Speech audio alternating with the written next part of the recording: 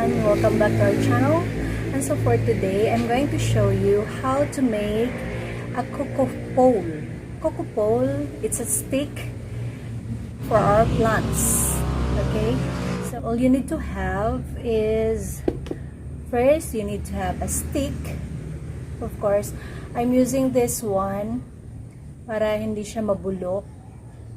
Yes, it's a pipe, water pipe, and then you also need coconut husks and a string. This is a do-it-yourself coco pole. Okay, so para sa mga plants natin. So let's start. Okay, I have here, I already started doing it. So this is how it looks. Okay, then let's continue doing it. Okay,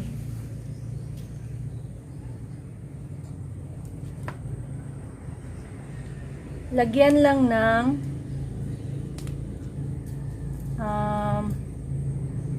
husk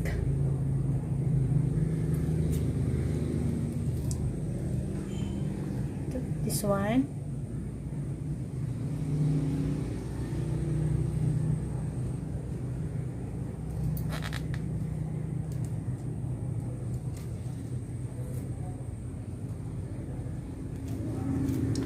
Then just roll it over the stick, tapos talian ganyan.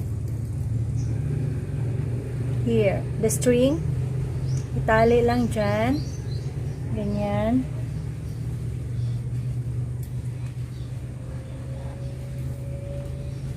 Tapos pag ubos na, lagyan ulit.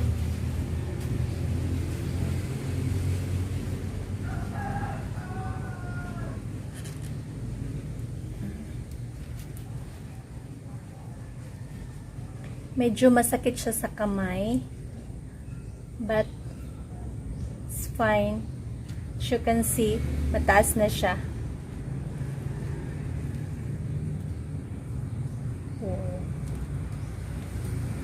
It's really fulfilling pag almost done na siya. Yan na.